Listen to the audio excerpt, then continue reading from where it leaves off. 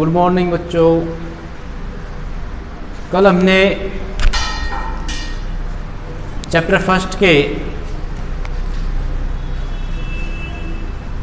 फसल उत्पादन एवं प्रबंधन जो चैप्टर का नाम है उसके कुछ विषयों पर चर्चा करी थी, जैसे कि फसल क्या होता है, कितने प्रकार के मौसमों में फसल बोई जाती है, किस प्रकार से फसल बोने से पहले मिट्टी को तैयार करना, बीजों को डालना यानी बुआई करना, सिंचाई करना, खरपतवार से सुरक्षा करना, फसल पकने के बाद कटाई करना, कटाई होने के बाद उसका भंडारण करना, सूक्ष्म जीवों से उसकी रक्षा करना, इन सब पे चर्चा करी। आज इसी चैप्टर में एक छोटा सा टॉपिक और बचता है। वो छोटा सा टॉपिक है कि हमें जो भोजन है वो फसलों के अलावा भोजन पशुओं से भी मिलता है। तो पशुओं से भोजन किस प्रकार से मिलता है?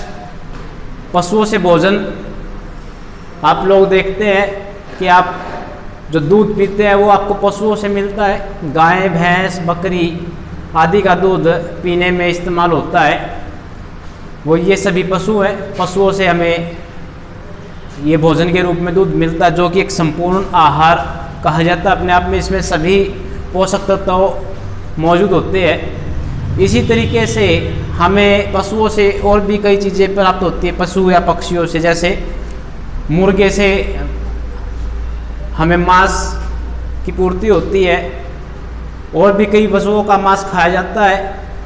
मछली का मांस प्रयोग किया जाता है खाने में, मछली का तेल भी प्रयोग किया जाता है खाने में, जिसको कोड लीवर तेल बोलते हैं, जो विटामिन डी का एक अच्छा स्रोत माना जाता है।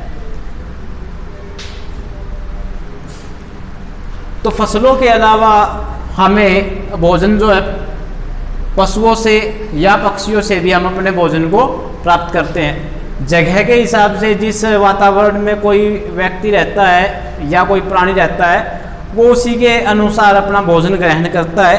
कोई अगर ऐसे इलाकों में जिसका जन्म हुआ है जहाँ पर मांस का सेवन ज़्यादा होता है तो वो मांसाहारी व्यक्ति बन जाता है, वो ज़्यादातर मांस की चीज़ें खाना पसंद करता है। और ऐसे इलाकों में अगर उसका जन्म हुआ है जहाँ पर तकरीबन ज़्यादातर लोग सेवन करते हैं शाकाहारी चीज़ों का, तो वो शाकाहारी बन जाता है लगभग।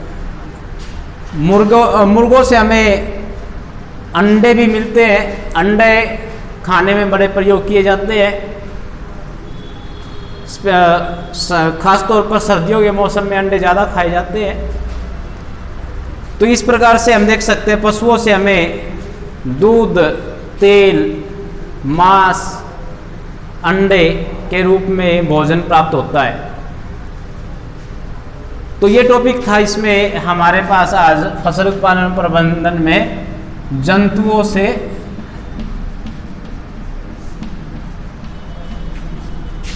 प्राप्त भोजन। अब इसमें भी जंतुओं से प्राप्त भोजन को भी हम बढ़ा सकते हैं, इनकी की नस्लों में सुधार करके। जैसे दूध दे गाय है, गाय की नस्लों में इस प्रकार से सुधार हो जाए कि वो ज़्यादा दूध देने लगे। मुर्गियाँ भी कुछ मुर्गियाँ ऐसी होती हैं जो ज़्यादा अंडे देती हैं, कुछ इस प्रकार की होती है जो ज़्यादा मोटी हो जाती हैं, या कुछ मुर्गे ऐसे होते हैं जो ज़्यादा मोटे हो जाते हैं, उसको हम मांस के रूप में ज़्यादा प्रयोग कर सकते हैं, उससे ज़्यादा मांस मिलेगा। तो ये सब के अपने अपने तरीके हैं भोजन की वृद्धि करने के। अलग अलग प्रकार की चीज़ों पर अलग अलग तरीके भी इस्तेमाल किए जाते हैं कि कम समय में ज़्यादा भोजन प्राप्त करना। तो ये टॉपिक था जंतुओं से भोजन हमें। तो यहाँ पर ये चैप्टर फर्स्ट कंप्लीट हो जाता है।